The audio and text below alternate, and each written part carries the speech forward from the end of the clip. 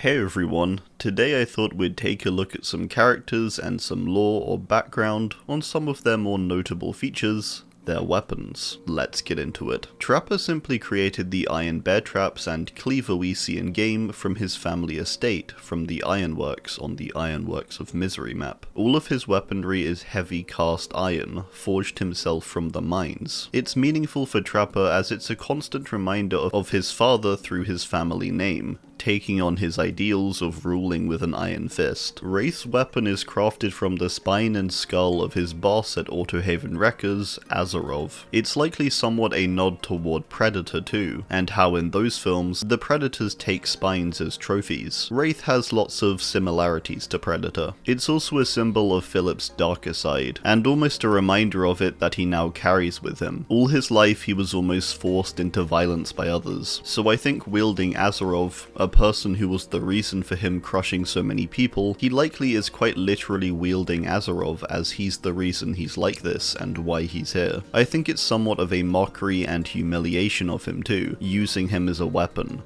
and particularly bashing him against his bell. The symbolic clashing of his father's bell to the skull of his evil boss is an interesting aspect of Wraith's design, I think, and represents the two sides of the character well. Billy's weapon is simply a chainsaw and a hammer. The cattle hammer is a modified version of the one his parents gave him, which he used on cattle to impress his father's police friends. The chainsaw appears custom made, likely by Billy himself, with the perk Tinkerer suggesting his expertise. I guess these are important as they show his freedom, I suppose, after his long days in captivity. Nurse is a weird one because her lore is a bit of a mess. Her base lore says she strangled the people of Crotuspren, her tome lore says she poisoned them with a deadly substance, and in-game it seems to suggest she used the bone saw that she wields. It's likely a bone saw as it was used for things like amputations, what with some patients of the asylum coming in fairly injured and of course sick. It's also possible that as Sally was a nurse during the First World War, she had to do some amputations on soldiers, which would explain her bone saw, and the appearance of bone saws in the upper floors of the ward. Huntress's weapon is quite simply an axe, its likely original purpose being to cut down trees, with the mother's dwelling cabin being made of logs. The description further mentions its ability to fell and square logs. We can see many stashed logs throughout the map too. It quite likely belonged to her mother before her. Bubba just has a chainsaw. I don't think there's too much of a story there. Shape pulls his kitchen knife from a house in Haddonfield. There's no significance to this really, and that's kind of the point, is that he just pulls any weapon and goes with it. It does however reflect the Halloween night 15 years prior to his massacre, where Myers killed his sister using a kitchen knife, so I guess maybe there is some significance. Hag's weapon is her hand. This weapon is important as it reflects the monstrous and uncontrollable nature of the hexes, contorting Lisa's hand until it's become misshapen, oversized, and more like a claw suited to pierce flesh and bone. It's described as an overgrown deformity. Based on the bandages too, it's very likely whilst captured in the village, it may have come off completely, and upon reattaching it with some form of hex, it physically altered it. That's my personal theory. Doctor's weapon is ominously named the Stick, and stated to have been used when the other treatments failed. Basically, if his electroshock therapy didn't work, he whipped out the bat. As it's described as an instrument of punishment though, it was probably for interrogation usage, much like his electroshock therapy, which is disturbing to consider. Freddy's weapon is a unique glove, crafted from leather and metal claws. The origin or story to it is that it was used originally to tend the bushes in Badham, the clawed hand acting as an easy means to shave them back. The original Nightmare on Elm Street suggests it was simply made for less wholesome purposes originally, and was crafted from parts found in the Badham boiler room, which of course holds a lot of significance. Pig's hidden blade is likely a creation of Amanda's mentor Jigsaw, who bore one himself. With the blade having the ability to retract, it seems like something we can attach to Jigsaw more so. It's a nice reminder of his presence over Amanda still, with her using his tools within the realm. Clown's blade is named Madam Butterfly. Clown interestingly names all his blades, Whether these are victims, it's unclear. I think in the case of Madame Butterfly, it seems likely though, as it sounds like a name of a circus performer. It's stated to be a butterfly knife, but the knife is actually just a flip blade. The knife is significant I think too due to its shape, which is very irregular for a butterfly knife also. The shape is likely a small nod toward the disturbing opening to Clown's lore though, where he first begins his killing with animals, specifically birds, taking their feathers, his blade being reminiscent of a feather shape. Spirit's blade is one of the ancestral Yamaoka family blades, seen displayed within the family estate. It's shattered as a result of it spilling the blood of her kin, or her family basically. I've always been unsure on whether this is referring to her father slashing her, or her slashing her father, once she became a spirit and made a deal with the entity. Either way, it's almost this magical element to the weapon that it broke upon injuring another Yamaoka. Maybe its curse being placed to shatter in this way after Kazan's rampage. Legion wield a few different weapons. The base hunting knives are just likely chosen as they're light and effective, and in a place like Ormond, obtaining a knife like this would likely be easy, with the surrounding area being mountainous and rough. It would likely be available at some kind of local outdoors shop. Susie's blade is interestingly made of a ruler, which has compass needles attached to it with tape. It's this fairly messily put together weapon made of school supplies. It's a not so nice insight into Legion and their young and impressionable age. A deadly weapon made of school equipment. Joey's weapon is a much more specialist knife, a karambit. It's really unclear how he obtained this, and we know very little of Joey's backstory. He is mentioned in the lore to be a bit of a show-off, so I think that's the reasoning behind this choice of weapon. Maybe he obtained it over the internet somehow. Plague's weapon isn't actually a weapon really, it's meant to be used to repel or suppress the smell of the plague on her skin. A censer is essentially just something that burns and creates a smell to mask something. Her one is conveniently very sharp, and so used in game as a weapon. Censers also have religious connotations due to their usages throughout history. Adiris's base one is said to exude the scent of the gardens she used to tend, so maybe this is like a nod toward her former innocence I suppose, before she took on the role of High Priestess and gave in to the entity. Ghostface likely uses his weapon as it's an effective knife. It suits him, with it described as a tactical knife, fitting to his meticulous nature. Also, it's likely a Scream nod.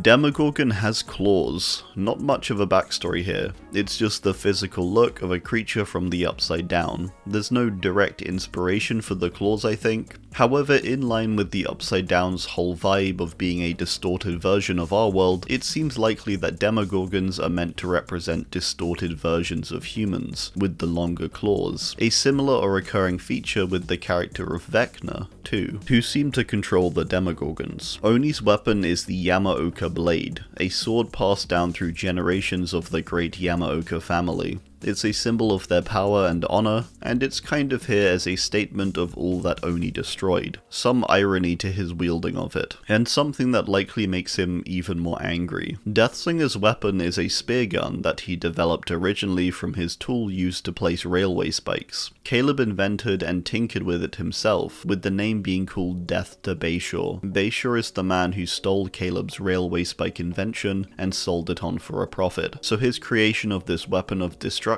spawning from that stolen invention shows this darker side to Caleb, but also reveals at heart he's an inventor, and only with this betrayal does he become something worse. The whole weapon is a reminder of that turning point. Executioner's Great Knife is a somewhat comically oversized knife. It's a creation of James Sunderland technically, and his desire for punishment, which has manifested in this oversized blade. Apparently the knife is actually meant to be half a pair of scissors, and as both James and Pyramid Head wield it in Silent Hill 2, together they are complete. It's meant to reflect that Pyramid Head is part of James, or his other half in a sense, manifesting and representing his guilt and desire to be punished. Blight's cane I think is just meant to be a show of both his wealth gained from his experiments, paired with a likely need for it due to his crippled stature from all the testing. It's a representation of these two sides of Blight, a distorted body and mind, warped beyond looking human to some extent, yet he wields this elegant cane. It's also likely a Dr. Jekyll and Mr. Hyde reference, a big inspiration for Blight, with Mr. Hyde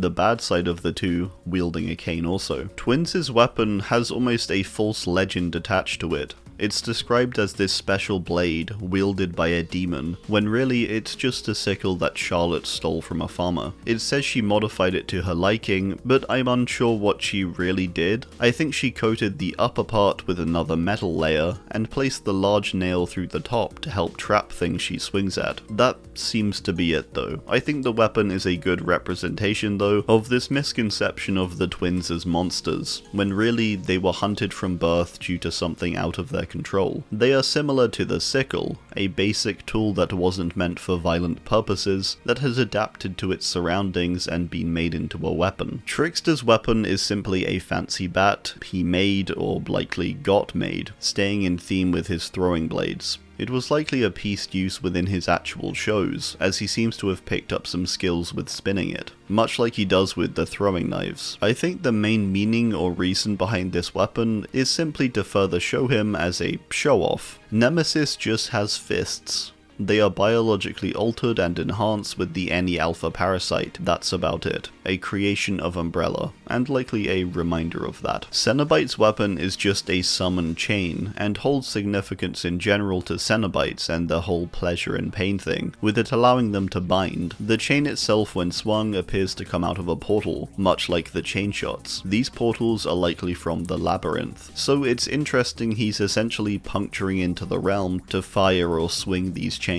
Artist's weapon is made of ink, forged into the same type of palette knife she used when she used to paint. I think it's kind of a situation of the entity playing both sides, so it always comes out on top. It's a nice thing in a sense, giving back Carmina the ability to do art, yet it's also a sadistic way to get her to use them for less than nice purposes. Also, the entity is the reason why she doesn't have hands in the first place. It's a bittersweet thing, that this thing that brings her so much joy is now used as a constant reminder of the worst day of her life and her terrible experiences. It's also interestingly likely a creation of the entity, and I believe the only weapon that is, showing her further connection to the entity and its influence over her life. Sadako's is this seemingly telepathically created symbol which says curse. It's a nice show of her power and, of course, her curse placed onto the cabin tape. Dredge's weapon is made up of a lot of different parts. It's primarily fingers and hands though. Hands are a key feature of Dredge, and I think it's primarily to show how many people it's consumed, to show it off as this unstoppable force. It's an unidentifiable meaty mass, and I'm not entirely sure what the fingers and hands are structured on. The shape looks a bit like the Tilling Blade add-on that it has, so maybe the hands have shaped around this piece of metal. I'm unsure. Wesker's knife is a little strange as it's very large. He wields it in Resident Evil 5, and I'm not sure if there's much significance. Maybe a small nod to his star's roots and his now overblown ego, but aside that, it's just a knife I think. Knight's weapon is a big sword called a claymore. It's quite possible this sword was made by Tarhos himself. It says he learns in the Guardia Campania to forge armor, so it seems possible he can make a weapon suiting to himself. That gives it a bit more meaning, I think, at least. Skull Merchant's weapon is specifically stated to be inspired by her father's dark mangas. She takes up the double blade as it's an effective way for her to take down other business owners. That's it really, she took inspiration from her father's comics. Alright, well, that's gonna do it. I do hope you enjoyed. Thanks, and goodbye.